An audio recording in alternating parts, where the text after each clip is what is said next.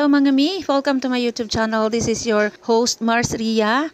And for today's video, magbibigay tayo ng isang bonggang reaction dito sa founder ng Team Abot Kamay na si Banang na ngayon ay kinukuliti na at minumuta na, kakaabang ng ating mga live. Kakabuhol-buhol ng kanyang mga kasinungalingan. Ayan, tumatama na sa kanyang mata. Bumubukol na sa kanyang mata ang kanyang mga kasinungalingan. So, basahin na natin ang sinasabi ng matandang mutain. Nguso, wag mo idamay si Mama More dito dahil ayan, evidence na sabi niya sa akin, invite siya ng MC community at walang sinabi na siya organizer. Sabi ko sa'yo, ayoko ng puro kudak. Evidence lagi ipaglalaban, di puro ngawa. Kaya wag mong idamay si Ma'am Amor sa live mo dahil hindi siya kasali at nag-usap pa kami video okay na siya ay invited sa swimming ng MC at pupunta siya. So palpal na naman kita dyan sa live kasi meron ako evidence. Ikaw puro ka lang ngawa, pahiya ka na naman nguso. So palpal ka na naman sa akin. Masakit, mapahiya yan tayo eh. Ngawa pa more, marites pa more, sandok. Ayan. Okay, so ang tinutukoy po ni Banang dyan sa kanyang post na yan ay itong nangyaring swimming noon sa Batangas kung saan inorganize ng MC community kasama na ni Ma'am Amor na magkita-kita po ang Timburador, ang Dreamers at ang grupo po ng Ram Castillo supporters. Kaya ayan, Banang, ano? Yan na ba ang pinakamalakas mong ebidensya? Sa tingin mo ba nasupalpal mo na ako dyan sa ebidensyang sinasabi mo?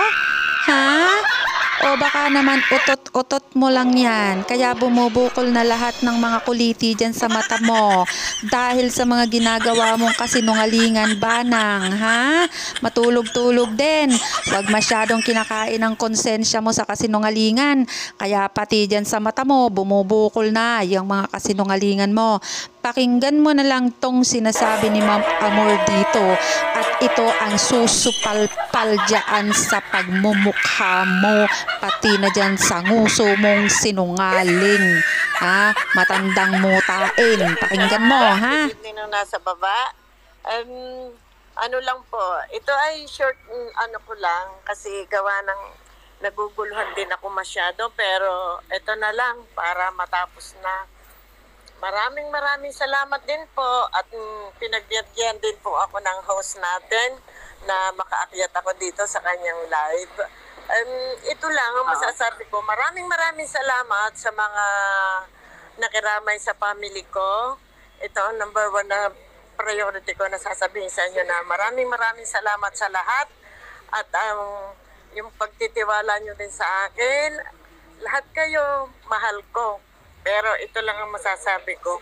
Nagpapasalamat din po ako sa lahat ng pumunta ng swimming overnight. Kahit short lang ang aming pag-uusap, pero memorable po ito sa akin, sa lahat-lahat. Thank you very much sa MC, sa lahat ng community na umati ng swimming. Ang inaano ko lang po dito, talagang hindi ko lang malaman kung bakit lahat kayo nagkakagulo dahil dito lang sa swimming na ito. Hindi ko maintindihan. Bakit kasi pati pangalan ko, dinamay nyo ng lahat. Kaya maraming salamat sa MC. At saka nagpapasalamat din ako kay Ma'am Al. Sa sobrang pasalamat ko din po sa kanya, especially MC at Ma'am Al. Kasi alam niyo po bakit?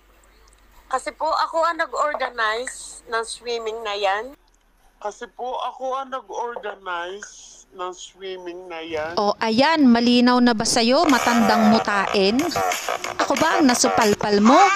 O nasampal ka ng ebidensya mo?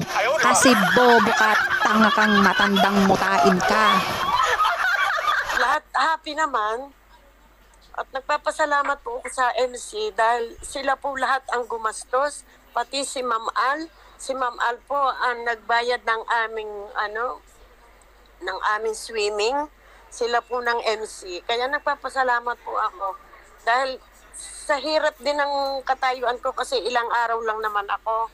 Pero nagawa ko pa rin na makipagkita sa kanila. Kasi lahat ng mga talent ni Tita Merly Nag-promise ako sa kanila na pag-uwi ko, makikipagkita ako sa kanila. Pero hindi sa ganyan na nagkakagulo.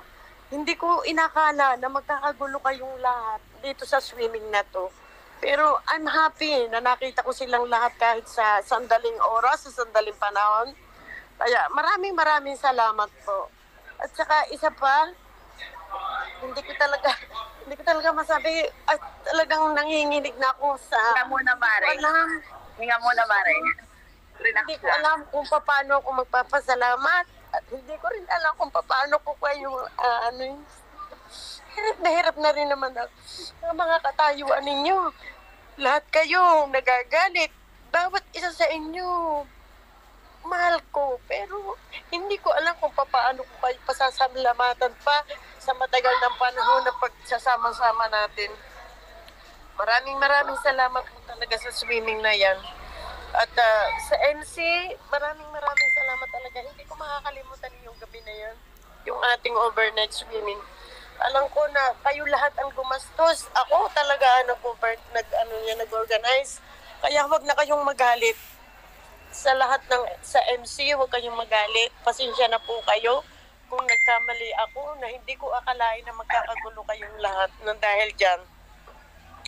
At sa yung sa TAC community, maraming salamat din po sa binigay niyong oras at pagmamahal din sa akin at sa pagmamahal ko din po sa inyo. Maraming salamat po talaga.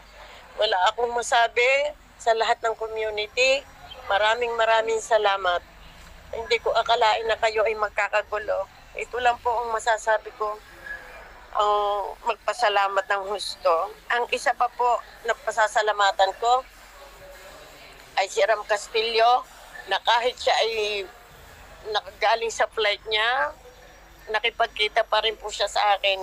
Dumating po sila sa airport 7 o'clock in the evening, pero humabol din po siya sa sa swimming namin, na kahit napakalayo ng pinuntahan nila, lahat ng pinanggalingan nila napakalayo.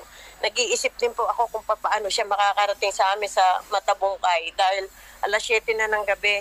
Sa sobrang layo ng Matabungkay, mga 2 hours and a half siguro ang biyahe. Kaya maraming salamat din sa kanya at nakipagkita rin siya sa akin. Kay Dindo, salamat din. Sa lahat ng nasa swimming, maraming salamat po. At ito lang po ang masasabi ko sa inyo. Sa pagmamahal ko sa inyo, wala akong pinipili na kahit sino man. Ito na ang last words na sasabihin ko po sa inyo. Magdi-declare na po ako na out ako sa lahat ng community. Sa TAC, sa MC, lahat ng mga sinusuportahan ko, out na po ako. Huwag lang kayo mag-away-away, lahat out na po ako talaga. Pasensya na po kayo, talaga hindi ko makaya masabi lahat ang mga gusto ko sabihin dahil hirap na hirap ako magsalita sa ganitong sitwasyon. Pero iyan lang ang masasabi ko, out na po ako. Declare na ako lahat sa lahat ng community at sa lahat ng sinusuportahan ko. I'm sorry. Pasensya na kayo talaga. Tita Marley, Ma'am Nerissa, mahal ko kayo. Ma'am Lani, Sir Leo, mahal ko kayo. Lahat ng community, lahat talaga, mahal ko kayong lahat. Pero out na po ako talaga. Sa family, Thank you so much. Ayan. Yan na lang po ang masasabi ko. Thank you. Salamat, Mare. Oo. Ayan na po, nagsasalita na po si Maring Amor. At sana ang mga bangayan na yan, na O, ayan, anong masasabi mo dyan? Isang matandang mutain. Sige, labas ka pa ng ebidensya mo dahil yung mga ebidensya mo, yan din naman ang sumasampal sa mga kasinungalingan mo. Yung mga nilalabas mong ebidensya, yan din ang nagpapatunay ng lahat ng mga kasinungalingan mo. Sige, labas pa ng ebidensya. Lalabas pa lahat ng muta mo. Matandang mutain. Dahil bobo ka at kulang ka sa mentalidad kaya hindi mo naiintindihan pati yung sinasabi ni Ma'am Amor, hindi mo naiintindihan. Hindi mo talaga maiintindihan yung sinasabi dyan ni Ma'am Amor kasi bobo ka, tanga ka, kulang ka sa mentalidad, isang matandang bobo. Yung mga katulad mo na lang ding tanga, bobo at kulang sa mentalidad ang mga naniniwala sa'yo. tumama sa'yo yung sinasabi mong sampal sa pagmumukha mo. O siya, matandang mutain dahil nakakaawa ka naman at lumalabas na yung muta mo dyan sa mga mata mo dahil sa kasinungalingan mo, bahala na muna yung iba magribat sa'yo.